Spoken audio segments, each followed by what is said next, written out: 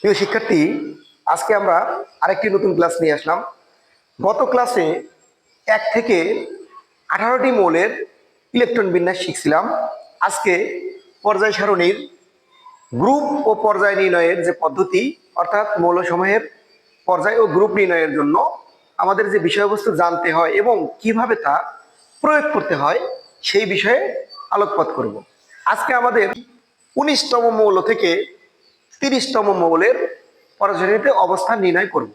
অর্থাৎ 19তম মৌল থেকে 30তম মৌল তথা পটাশিয়াম থেকে জিঙ্ক পর্যন্ত পর্যায়সারণীতে অবস্থান কিভাবে নির্ণয় করা হয় সেই বিষয়ে আমরা ইলেকট্রন বিন্যাসের মাধ্যমে দেখাবো। আচ্ছা, প্রথমেই আমি মৌলগুলোকে সাজাই নেই। আমাদের 19তম মৌল পটাশিয়াম, 20তম ক্যালসিয়াম, তারপর 21 scandium, 22 titanium, 23 vanadium, 24 chromium, 25 manganese, 26 iron, 27 cobalt, 28 nickel. 29 number আমাদের আছে কি? 29 কপার, 30 জিঙ্ক। আচ্ছা, এখানে মোট 19তম থেকে 30তম মৌল লেখা আছে। 19 নম্বর মৌল পটাশিয়াম, ক্যালসিয়াম 20 এবং 21 থেকে scandium, titanium, chromium, manganese, iron, cobalt, nickel, copper, zinc. তবে বলে রাখি, 21 নাম্বার থেকে এই মৌল কয়টি মূলত ডি ব্লক মৌল। স্বাভাবিকভাবে যে দুইটা নিয়ম আমরা ফলো করছি, সর্বশেষ স্তরের ইলেকট্রন সংখ্যা গ্রুপ সংখ্যা এবং সর্বশেষ স্তর সংখ্যা পর্যায় সংখ্যা। পর্যায় সংখ্যা সকল ক্ষেত্রেই একরকম, কিন্তু কেবলমাত্র গ্রুপ সংখ্যা নির্ণয়ের ক্ষেত্রে একটু ভিন্ন রূপ দেখছিলাম আমরা। যদি পি অরবিটাল থাকে তাহলে সেক্ষেত্রে 10 যোগ করতে হয়। এই ক্ষেত্রে আবার যখন ডি অরবিটাল করবো তখন আবার একটু ব্যতিক্রম। তখন ডি এবং এস এর ইলেকট্রন মিলায় কেবলমাত্র গ্রুপ নির্ণয় করতে হবে। যেমন আমি দুইটা একের পর এক দেখাই। আমাদের প্রথমে স্বাভাবিকভাবে আগের মতো আমাদের ছিল কি potassium. Potassium 19 1s2 2s2 2p6 3s2 3p6 4s1। অর্থাৎ আমরা জানি সর্বশেষ ইলেকট্রন সংখ্যা হয় মৌলটির গ্রুপ সংখ্যা এবং সর্বশেষ স্তর সংখ্যাই পর্যায় সংখ্যা। তাহলে এটির পর্যায় 4, গ্রুপ 1। কেননা গ্রুপ সংখ্যা 1, অর্থাৎ মৌলটির পর্যায় সংখ্যা কত? 4, গ্রুপ সংখ্যা 1।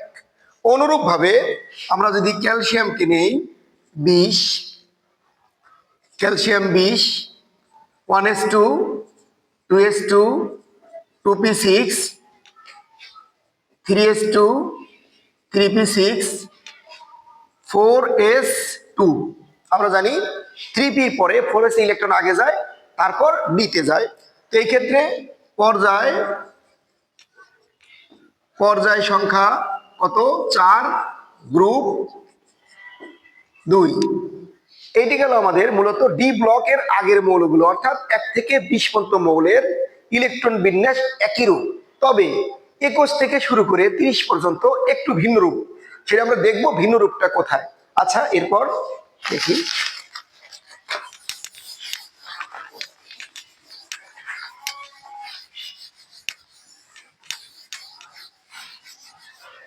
এই ক্ষেত্রে যেটা মনে রাখতে হবে সেটা হলো কি, আমাদের ডি ব্লক মৌলের জন্য বা 21 থেকে 30 পর্যন্ত মৌলের জন্য আমাদের একটা বিষয়বস্তু মনে রাখতে হবে, ডি অরবিটালের ইলেকট্রনগুলোকে এস এর সাথে যোগ করে গ্রুপ নির্ণয় করতে হবে। যেমন আমি স্ক্যান্ডিয়াম নিলাম 21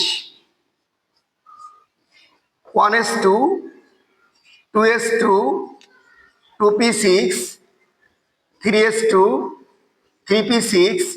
এইখানে 3d লিখবো, 4s ইলেকট্রন দিয়ে তারপরে 3d দিব। এই ক্ষেত্রে 3d এবং 4s এই দুটোকে সমতুল্য, অর্থাৎ সমতুল্য স্তর বিবেচনা করা হবে, একই রূপ। তথা গ্রুপ নির্ণয়ের সময় 1 আর 2 যোগ করতে হবে, যদিও এটার সাথে এটা কোনো মিল নেই, শুধুমাত্র ডি ব্লক মৌলের কারণে এটা করতে হবে। তাহলে এই ক্ষেত্রে পর্যায় পর্যায় সংখ্যা হবে কত? 4। পর্যায়ের কোনো, আগেই বলেছি পর্যায় সংখ্যার কোনো পরিবর্তন নাই, শুধুমাত্র গ্রুপের পরিবর্তন হবে। গ্রুপ 1 যোগ 2 হবে 3। তার মানে এইখানে ডি ব্লক মৌলের ক্ষেত্রে ডির ইলেকট্রন গুলো এস এর সাথে গণনায় নিতে হবে, নিয়ে গ্রুপ বা শ্রেণী নির্ণয় করতে হবে। অনুরূপ ভাবে আমরা পরেরটা লিখতে পারি titanium 22 1s2 2s2 2p6 3s2 3p6, একইভাবে 3d 4s 4s2 3d2।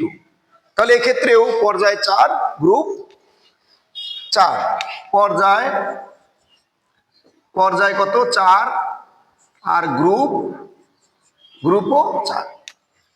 এইভাবে 30 পর্যন্ত মৌলের ইলেকট্রন বিন্যাস আমরা দেখাইতে পারি।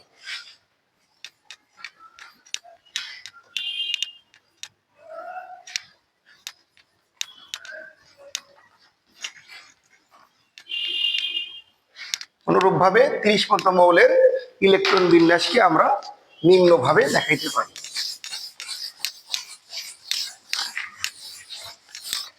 আচ্ছা, ওকে।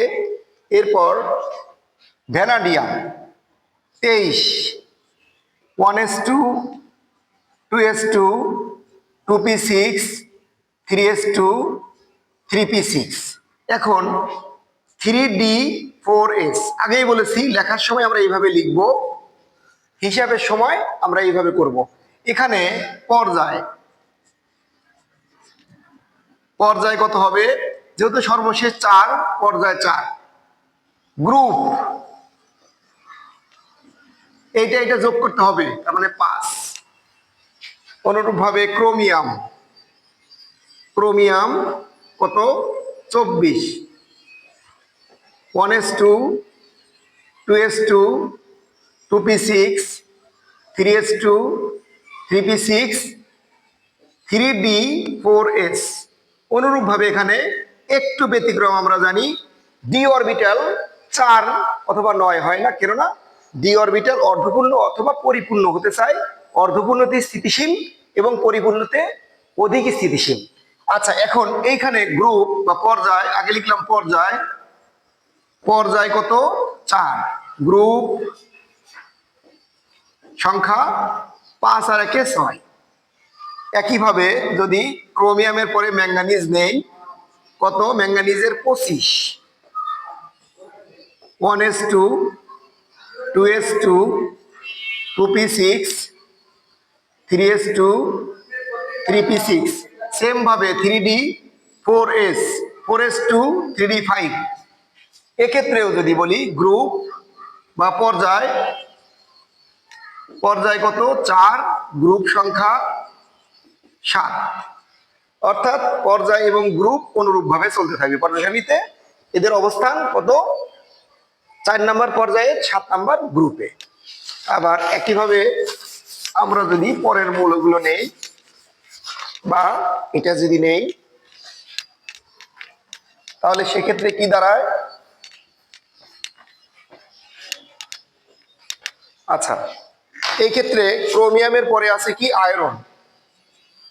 Iron 26 1s2 2s2 2p6 3s2 3p6 3d 4s। এটা 2, আমরা জানি 26টা মৌল, এই পর্যন্ত 18 আর কত? 8, অর্থাৎ 18 আর 6 24, 24 দিয়ে 26। তাহলে এখানে পর্যায় কত? 4। গ্রুপ এটা যোগ করা হবে, তার মানে 8। অনুরূপভাবে আয়রনের পরে কোবাল্ট কত? 27 কোবাল্টের 27 1s2 2s2 2p6 3s2 3p6 3d 4s। এখানে 2, এইখানে 7। আমরা অনুরূপভাবে লিখতে পারি, এখানে কি লিখতে পারি? পর্যায় কত? পর্যায় 4, গ্রুপ সংখ্যা 7 দিয়ে 9। সেম ভাবে নিকেল কত? 28, 1s2, 2s2, 2p6, 3s2, 3p6, 3p এর পরে 3d, 4s, 4s2, 3d8, অর্থাৎ মোট 28টি। এখন এখানে পর্যায় 4, গ্রুপ সংখ্যা এটা যোগ করলে 10। ডি ব্লক মৌলের সর্বদাই ডি এবং এস এর ইলেকট্রন যোগ করে গ্রুপ সংখ্যা হবে। পর্যায় সংখ্যা অনুরূপ আগের মতোই, কোনো পরিবর্তন নাই। আচ্ছা, আর দুইটা মৌল আমরা এখানে দেখাইতে পারি কি, আর একটা কপার প্লাস জিঙ্ক। একইভাবে copper 29, 1s2, 2s2, 2p6, 3s2, 3p6, 3d, 4s। আগেই বলেছি যে এইখানে কখনো 9 হবে না। অর্থাৎ কেন হবে না, তার কারণটা হলো ডি অরবিটাল অর্ধপূর্ণ অথবা পরিপূর্ণ হতে চায়, যার কারণ ডি অরবিটাল অর্ধপূর্ণতে স্থিতিশীল এবং পরিপূর্ণতে অধিক স্থিতিশীল। অর্থাৎ তার স্থিতিশীলতা লাভ করার জন্য সে সর্বদাই এখানে 10, 9-এর পরিবর্তে 10টা গ্রহণ করে থাকে, বা 10টা তার ডি ব্লকে বা ডি অরবিটালে নিয়ে থাকে। একইভাবে সর্বশেষ জিঙ্ক 30 নম্বর মৌল, 1s2, 2s2, 2p6, 3s2, 3p6, 3d10, 4s2। এখন এইটার পর্যায় অনুরূপভাবে পর্যায় কত হবে? 4। পর্যায় কত? 4। গ্রুপ একইভাবে যদি আমরা গ্রুপ নেই, গ্রুপ হবে কত? 11। এখানে এইটার পর্যায় কত? 4, কিন্তু গ্রুপ 2 আর 10-এ 12। অর্থাৎ ডি ব্লকের ক্ষেত্রে আমাদের পর্যায় এবং গ্রুপের একটু পরিবর্তন গ্রুপের মধ্যে দেখা যাবে, পর্যায়ের ক্ষেত্রে নয়। তাহলে আবার বলে রাখি, আমাদের এই পর্যায় সারণীতে মৌলের অবস্থান নির্ণয়ের জন্য 3টা বিষয়, আমাদের 3টা নীতিমালা মেনে চলতে হয়। 1, সর্বশেষ বহিস্থিত স্তরে যে ইলেকট্রন থাকে তাকে গ্রুপ, সর্বশেষ স্তর সংখ্যা পর্যায় সংখ্যা। 2, সর্বশেষ বহিস্থিত স্তরে যদি পি অরবিটাল উপস্থিত থাকে তথা পি অরবিটাল যোগ করা হয়, তাহলে সেই ক্ষেত্রে পি ইলেকট্রন যোগ করে তার সাথে 10 যোগ করে গ্রুপ নির্ণয় করতে হয়। 3, সর্বশেষ যদি ডি অরবিটাল থাকে তাহলে ডি অরবিটাল এবং এস অরবিটাল ইলেকট্রন যোগ করেই গ্রুপ নির্ণয় করতে হয়, যদিও ডি অরবিটালের স্তর সংখ্যা এবং এস অরবিটালের স্তর সংখ্যা মিল থাকে না, তারপরেও নিতে হয়। থ্যাংক ইউ এভরিবডি, আজকের মতো এখানেই, ধন্যবাদ।